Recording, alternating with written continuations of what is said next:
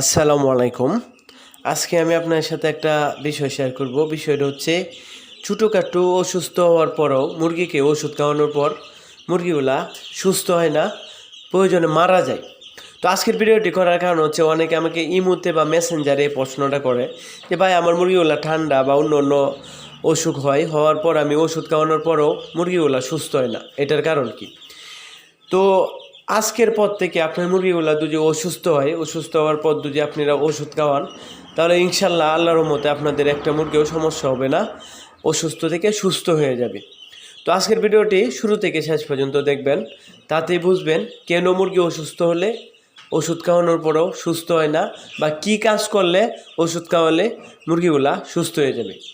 আমারও প্রথম অবস্থা এই সমস্যাটা হয়তো খামারে আজ থেকে প্রায় 8 থেকে 10 বছর আগের বিষয়। আমি যখন ফার্স্ট টাইম খামারটা শুরু করছিলাম, দেখা যায় কি মুরগিগুলা অসুস্থ হওয়ার পর দেখা যায় কি ঠান্ডা লাগে বা জ্বর, তারপরেও ওষুধ খাওয়ানোর পরে 5 থেকে 7 দিন বা একটানা ওষুধ খাওয়ানোর পরেও দেখা যায় কি মুরগিগুলা সুস্থ হয় না।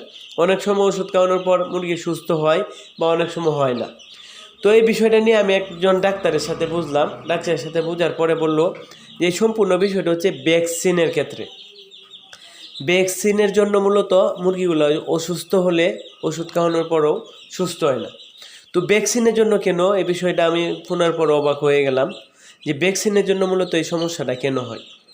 তো ভ্যাকসিনের জন্য হচ্ছে ডাক্তারে আমাকে বলল যে আপনার মুরগিকে যদি আপনি রানীক্ষেতের ভ্যাকসিন দেন, ভ্যাকসিন দেওয়ার পর যদি আপনারা রেগুলার 2 মাস পর পর ভ্যাকসিনটা দেন রানীক্ষেতের, সেক্ষেত্রে যদি আপনার মুরগিগুলো অসুস্থ হয়ে যায়, ঠান্ডা বা চুনা পায়খানা যে কোনো অসুস্থ হয়, তারপর যদি আপনি ওষুধ খাওয়ান, যে কোনো ছোটোখাটো একটা অ্যান্টিবায়োটিক খাওয়ান, সেক্ষেত্রে দেখা যায় কি আপনার মুরগিটা অসুস্থ থেকে সুস্থ হয়ে যায়।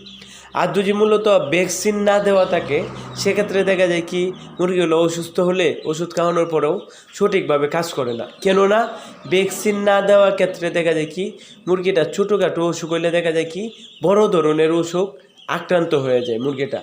এই জন্য অবশ্যই আপনারা ভ্যাকসিনটা প্রতি 2 মাস পর পর ব্যবহার করবেন।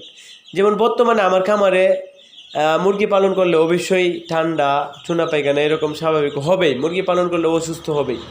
অসুস্থ হয়ে যাওয়ার পর আমি ওষুধ ব্যবহার করলে দেখা যায় কি মুরগিগুলা অসুস্থ থেকে সুস্থ হয়ে যায়। এটার মূল কারণ হচ্ছে আমি যখন ডাক্তারের পরামর্শ নিলাম ভ্যাকসিনের বিষয়ে, তারপর থেকে আমি প্রতি 2 মাস পর পর মুরগির রানের মধ্যে যে ভ্যাকসিনটা দেয়, এটা হচ্ছে 8 ডিবি ভ্যাকসিন। রানীক্ষেতের যে 8 ডিবি ভ্যাকসিনটা, এটা আমি মূলত প্রতি 2 মাস পর পর দিয়ে থাকি। আমি খামারে যেটাই করি, খাবার কম বেশ যেটাই দেই, কিন্তু আমি 2 মাস পর পর রানীক্ষেতের যে ভ্যাকসিনটা 8 ডিবি ভ্যাকসিনটা এটা দিই। দেওয়ার পর থেকে আলহামদুলিল্লাহ আমার মুরগিগুলা অনেক সুস্থ। তো এই বিষয়টাই মূলত আমি আপনার সাথে শেয়ার করলাম, কেননা অনেকে ইমোতে বা মেসেঞ্জারে মূলত এই প্রশ্নটা করে থাকে। এই জন্য আমি ভাবলাম যে মোটামুটিভাবে আমার ভিডিওগুলো যারা দেখে সবাই যেন ভিডিওটা দেখতে পারে এবং কিছুটা হলেও জানতে এবং শিখতে পারে। যত আমার আগে একটা চ্যানেল ছিল মনিরা ভিডিও 2, জানি না এই মুহূর্তে আগের সদস্যগুলো দেখতেছেন নাকি। আমার এই আগের যে চ্যানেলটা ছিল মনিরা ভিডিও 2, এটার মধ্যে আমি সবসময় মেডিসিন বিষয় বা আমার খামারে কখন কি খাবার দিই এই বিষয়ে মূলত ভিডিওগুলো আপলোড করে থাকতাম।